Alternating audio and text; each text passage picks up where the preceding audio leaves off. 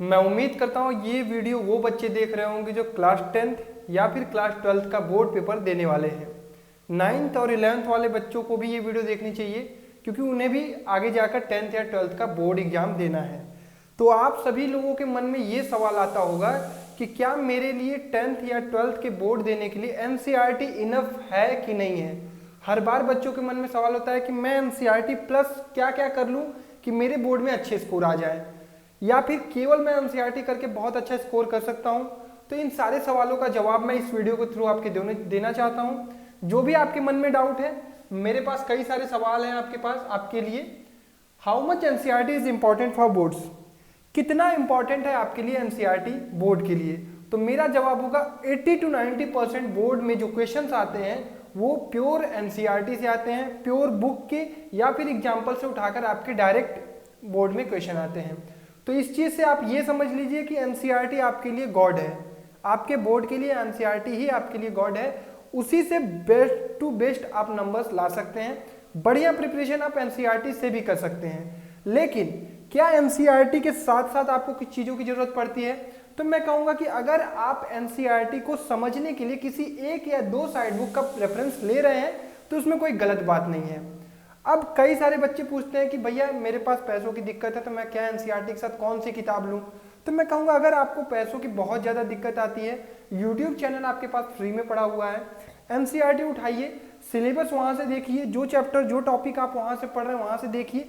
अगर आपको कोई टॉपिक नहीं समझ में आता है, YouTube पे मेरे भाई एक सर्च का ऑप्शन होता है ऊपर, यहाँ पे ऊपर जाएंगे YouTube में तो यहाँ पे एक सर्च का ऑप्शन होता है, उस पर जाइए। जो टॉपिक आपको नहीं समझ में आता है वहाँ पे सर्च कीजिए और आपको चीज़ें सब खुद ब खुद बहुत सारे ऑप्शन आएंगे। किसी एक वीडियो को उठाइए और चीज़ों को समझना शुरू कर दीजिए। अब आते हैं अपने मेन क्वेश्चन पे, वाई NCERT, NCERT ही क्यों? क्योंकि यार देखो 10th या 12th के बोर्ड के लिए जो CBSE द्वारा बुक दी जाती है वो NCERT दी जाती है, तो क्वेश्चन भी तो NCERT से ही आएंगे ना। तो बोर्ड में मैक्सिमम क्वेश्चन NCERT से आते हैं।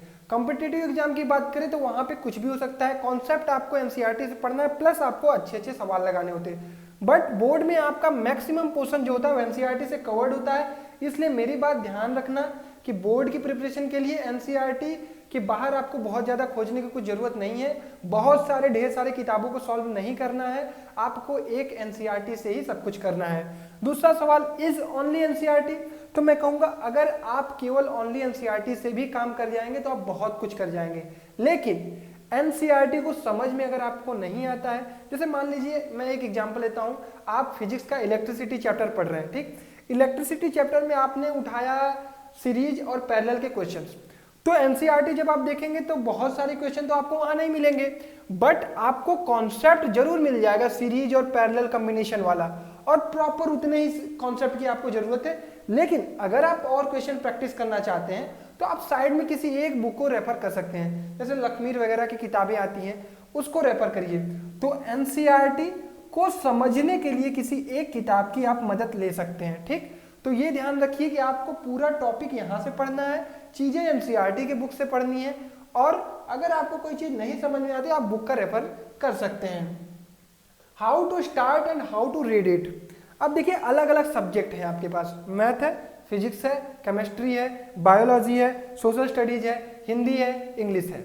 अब सोशल स्टडीज, हिंदी और इंग्लिश तो आपको किताब से ही पढ़नी होती है, बुक उठानी है। SST में क्या करना है, आपको लाइन वाइज रीडिंग करनी है, और जो भी टॉपिक है, अगर हिस्ट्री का टॉपिक है तो उसको समझिए, सिविक्स का टॉपिक है तो सिविक्स के टॉपिक को समझिए, और बुक रीडिंग की हैबिट डालिए।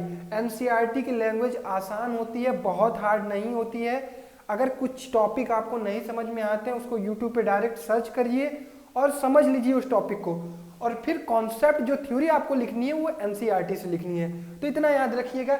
इसमें पूरे वीडियो में NCERT को पूरा फोकस करके बना रहा हूं क्योंकि क्लास 10th और 12th के बोर्ड वाले बच्चे यही सोचते हैं कि मैं 10th में हूं, RS अग्रवाल लगा लेता हूं, मैं 10th में हूं, RD शर्मा लगा लेता हूं मैथ के लिए। लेकिन मैं एक बार बता दूं, वो बच्चा जो 2 बार NCERT पूरी कर जाए, 2 या 3 बार, वो RS अग्रवाल और RD शर्मा वाले को भी क्रॉस कर जाएगा, क्योंकि उसने पूरी NCERT प्रॉपर तरीके से पढ़ी है। अगर उसने एग्जाम्पल पूरे लगाए हैं, अगर उसने पूरा क्वेश्चन पेपर, पूरा एक्सरसाइज सॉल्व की है, प्लस NCERT की एक एग्जाम्पलर आती है, वहां से भी क्वेश्चन की प्रैक्टिस आप लोग कर लीजिएगा जरूर। तो NCERT ही आप प्रेफर करिएगा।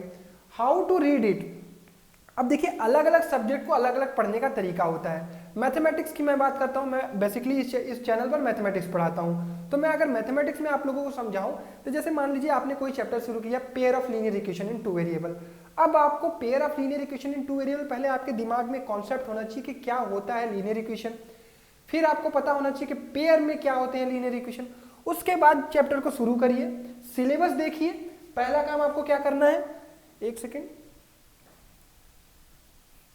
पहला काम अगर कोई आप चैप्टर पढ़ने जा रहे हैं तो उस चैप्टर का नाम अगर आपने नेम अगर पढ़ लिया, उस नेम से आपको पता होना चाहिए कि इस चैप्टर में क्या क्या हमें पढ़ना है। उसके बाद अपने 21 के सिलेबस को देखिए, सिलेबस चेक करिए।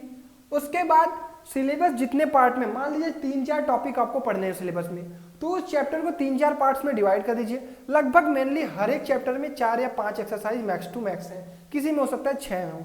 तो उस चैप्टर को डिवाइड कर लिया आपने। अब एक एक एक्सरसाइज की थ्योरी पढ़िए, पहले थ्योरी पढ़िए प्लस फॉर्मूला जो भी वहां पे है। आपको बहुत डीप में नहीं जाना है, डेरिवेशन में बहुत नहीं जाना है, थ्योरी समझ लीजिए उसकी क्या कॉन्सेप्ट है उस क्वेश्चन में, क्या कॉन्सेप्ट है उस टॉपिक पे। उसके बाद फार्मूला याद कर लीजिए, उसके बाद उसके एग्जाम्पल लगाइए। तीसरा स्टेप, पहला हमने नेम पढ़ा, सिलेबस देखा, थ्योरी प्लस फार्मूला पढ़ लिया, थ्योरी पढ़ लिया, समझ लिया, फार्मूला याद कर लिया। उसके बाद एग्जाम्पल पहले लगाइए, सॉल्व्ड एग्जाम्पल लगाना मस्ट है, एनसीईआरटी का सॉल्व एग्जाम्पल लगाना मस्ट है। उसके बाद प्लस अब इसके बाद आइए एक्सरसाइज पे। अब एनसीईआरटी की एक्सरसाइज को पढ़ना इन द सेंस सॉल्व करना शुरू करिए।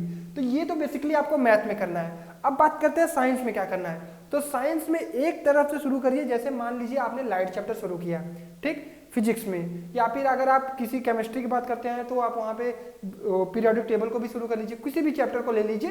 तो आपने मान लीजिए लाइट चैप्टर शुरू किया।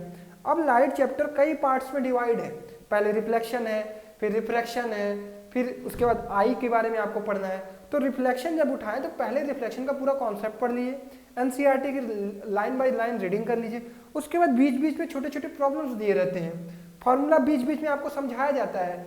वहां से पढ़ने के बाद वो जो बीच वाले क्वेश्चन है उसको मत स्किप करिएगा, उसको सीखिएगा, धीरे धीरे चैप्टर को कंप्लीट करिएगा। उसके बाद एनसीईआरटी का एक्सरसाइज साइंस से भी आपको करना है। एक कॉपी बना लीजिए एनसीईआरटी, अगर अभी आपको स्कूल में सब चीजें नहीं पढ़ाई जा रही हैं प्रॉपर तो खुद से कीजिए। आपके पास अगर कोई साइड बुक होगी तो उसमें पीछे सॉल्यूशन दिया होगा एनसीईआरटी का। तो एनसीईआरटी का एक एक क्वेश्चन प्रिपेयर कर लीजिए, जो भी कॉन्सेप्ट वाले क्वेश्चन है या फिर फिजिक्स में जो भी न्यूमेरिकल है, एनसीईआरटी के एक भी क्वेश्चन आपको छोड़ के नहीं जाने हैं, ठीक। तो इस तरह से आपको स्टार्ट करना है। और लास्ट बात, एनसीईआरटी प्लस आपको क्या करना है, एनसीईआरटी के अलावा आपको प्रीवियस ईयर के पेपर करने हैं। क्या करने हैं आपको, प्रीवियस ईयर के पेपर करने हैं। तो ये मेरी बात याद रखिएगा, एनसीईआरटी आपको एकदम बेसिक में रखना है, उसी से आपको सब कुछ करना है, उसी से आपको पढ़ाई करनी है। एनसीईआरटी के साथ साथ पिछले 10 साल का पेपर आपको प्रॉपरली पढ़ना है। और मेरे भाई मेरी बात मानना, अगर इतना कर जाओगे तो आपको 90% से कोई नहीं रोक सकता है, गारंटी मेरी है। बस आपको ये काम ईमानदारी से करना है। ईमानदारी से मैथमेटिक्स की 2 बार एनसीईआरटी पूरी कंप्लीट कर लो, कौन रोक रहा है मुझे बताना, ठीक है। कमेंट सेक्शन में आप जरूर कमेंट करके बताइएगा कि आपको क्या लगता है कि एनसीईआरटी कितना इंपॉर्टेंट है। अगर ये वीडियो पसंद आई हो तो इस वीडियो को शेयर करना यार मेरे दोस्तों, और इस वीडियो को लाइक करना। अगर चैनल पर नए हो तो इस चैनल को जरूर से जरूर सब्सक्राइब करना है। आई होप वीडियो बहुत अच्छा लगा हो तो जरूर शेयर करना है। Thank you guys.